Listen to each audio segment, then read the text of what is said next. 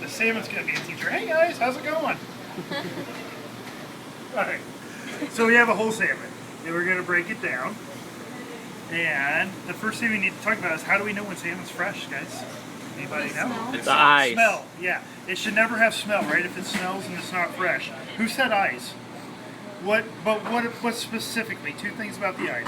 If they're dull and sunken in, then it's old. Yes, and if they're fresh and protruding, it's fresh. So this guy's pretty good. There's two more indicators. Is it real? Huh? Is it real? Yes. Yeah. What's another indicator? It has to do with the gills, which they've cut the gills out, which makes me highly suspicious. Red. Gills should be bright red. If we're starting to get that brown color, that tells you the blood is oxidizing. There's one other thing. The flesh should bounce back when you press it. So if I press it, see how it bounces back? If you press it and it doesn't bounce back, that's an indicator it's not that fresh. All right? I'm going to grab it. All right, so the first thing we need to do is we need to take the two sides off the salmon. Then we're going to take the pin bones out. Then we're going to skin it. Then we're going to cut it into portions, okay? A couple of things is when we store fish, we always want to store it on ice. We always want to store it on ice. All right, so what we're going to do, the first thing is the meat comes to right here behind this fin and it comes all the way up around the head. So we want to be careful about wasting any meat. So I'm going to take a flexible boning knife and I'm going to start right here and I'm going to make a cut right around where the gills go. So that way I've isolated this fillet. And I'm going all the way down to the backbone, but I'm not going through the backbone, okay? Next, I'm going to take my knife, and I'm going to use a knife that's a little bit longer, and I'm going to follow down the backbone, and I'm going to take this fillet off. And if I do a good job, most of the meat will be attached to the fillet and not to the actual backbone. When you do this, just so you know, you are going through what are called pin bones, and I'll show you what those look like. It kind of sounds a little brutal, but don't worry, a sharp knife will cut right through them. And you see how I'm letting the knife do the work for me? And what I'm doing, guys, is I'm kind of holding that knife against the backbone like that. I'm keeping the knife flat, and I'm actually pushing down with my fingertip. I don't want a knife to go like that, and I don't want it to go like that. It goes like that, I cut into the backbone. It goes like that, most of the meat, I cut into the meat, okay? And I'm going to keep on going until I reach down to the tail, and let's see how I did. Pretty nice, right? Would you grab me a spoon real quick? Now, you're always going to have a little meat in here, and I want to show you a little trick so you don't waste this meat. We can make some salmon mousse with it. And you see, for the most part, I did a pretty good job. There's a little bit of meat right here. But remember, guys, we want to try to utilize because it does cost money when we waste it. So I'm going to take a spoon. I'm going to trace down like this. Now, it's kind of mushy, so what can we do with this, guys? Soup. Soup? What? A paste? Could we smoke these scraps and make a smoked salmon cream cheese to go on bagels? Yes. Absolutely. So we don't want to waste those scraps because those are really good. And now what I'm going to do, because I want to work production style, I want to group all my actions together. I'm going to put that guy right there. I'm going to do the second side, and then I'll let somebody that wants to try tackle it with the next fish, okay? So again, I'm going to make a cut right behind the head, and I'm going to go around the gills, down to the belly, isolating the head away from the body, switching over to a longer knife, and this side's a little bit trickier as I got to hold the belly up, turn the knife in, and again, I'm going back and forth with the knife, all the way down the backbone. The second side's a little bit more tricky because you don't have the other fillet on the bottom holding it up, but still not bad, right? That looks pretty darn good. And again, I'm going to get in here and scrape up all this good meat. We'll make smoked salmon with it or something. I just don't want to waste it.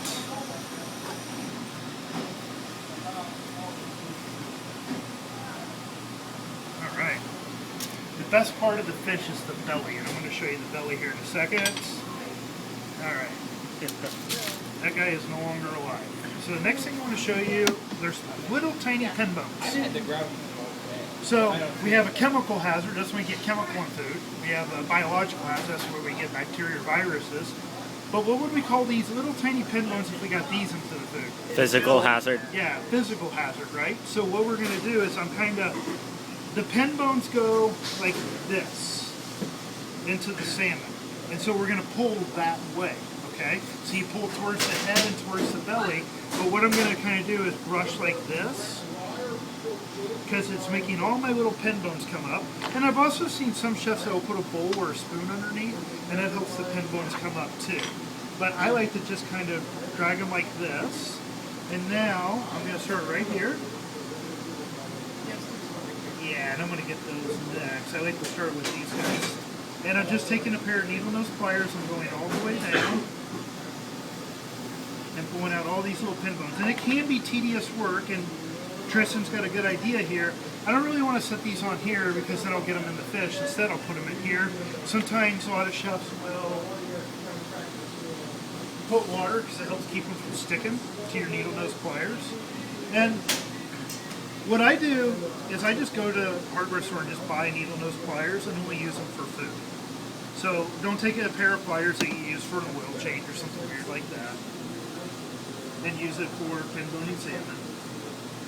And we're just going to keep on going all the way down. Now let me show you guys, if I don't pull it in a direct line straight out, let me show you what will happen. So I'm going to take this one and I'm going to pull it this way. Did you see what just happened? You broke the... See what I did to the flesh? And that's going to affect how it cooks, right? So that's why it's important the pin bones go like this, that I want to pull it like that. So again, towards the belly, towards the head. And there's one down by the container also. Thank you. And the water helps. See how the water's helping? It's supposed to help. There we go. From them sticking to it. Alright, we're almost there. I've always wondered what those little bones were. Yeah, and I will never serve salmon with these bones in it, ever. The only time I would do is if I did a whole roasted salmon, but I would make sure to tell my customers that there are bones in it. Yeah, because I've had those things in my food before. Yeah, I don't think they would necessarily hurt you, but... No, it's just a weird texture. Yeah, exactly. There are some fish bones, though, that are very, very dangerous. Alright.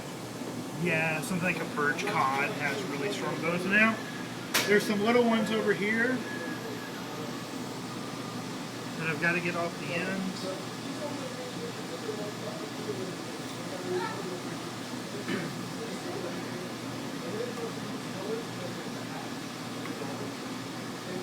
Alright, so these guys, because I cut them, they're so short, I'm going to have trouble getting them out, but I'll show you what I'm going to do. And now I'm just going to feel, see if I missed any.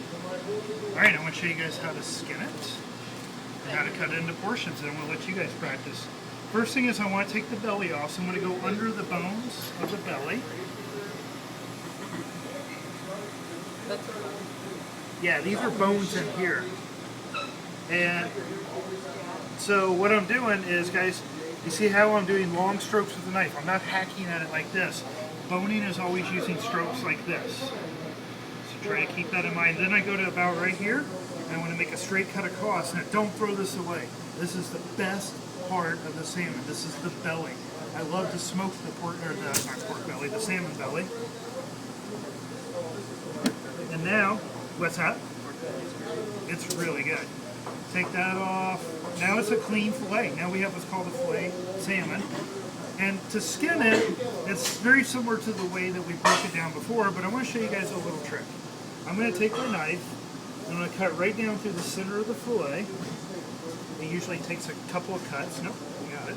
Like that. And you'll notice I've got a lot of cutting boards. And what I'm going to do here is, if you could flip this one for me. Actually, we both have fish on our hand. So we're going to flip this over. Does anybody want to take a guess as to why I'm going to flip it over? Yeah, I'm trying not to get scales on the meat. Alright, so I'm going to bring it back over here. One other principle is pretty important anytime you're fabricating meat. Can you grab me a dry pink towel, please? The hand that holds the knife and the knife handle should always be dry, right? Because if not, the knife's going to slip around in your hand, especially with a really oily fish like salmon. So what I'm going to do is I'm just going to dry my hand really good. I'm going to go and dry this knife up really good. Okay, So this is a tricky part.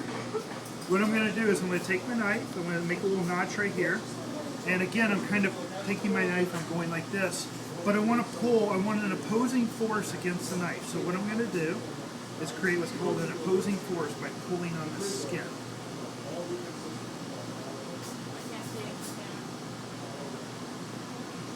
Doing pretty Over good here, here. Lou. And you notice, guys, I'm letting the knife do the work for me by using more of a sawing motion, right? Sometimes down here this will happen, that's all right. We left a little bit of flesh right here. Not horrible. But we also get into what's called the bloodline, which is that grayish color looking part. And now right here, what I'm going to do is get under it like this, and I'm using just nice long strokes. And I'm going to trim that. And now, this is going to be ready to be portioned. And we're going to do portioning a little bit later. So, Why do people eat the eyeballs of fish?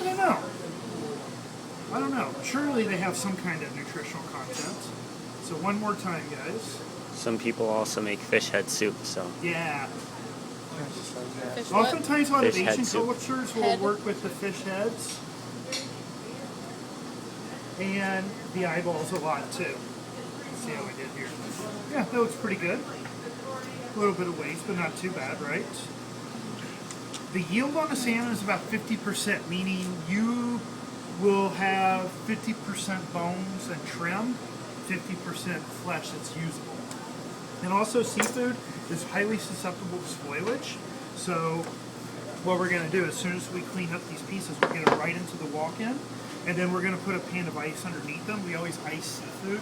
It just keeps it really fresh. So this will be going into the walk-in, and that is how you break down a salmon. Cool. All right, you guys can stop filming now.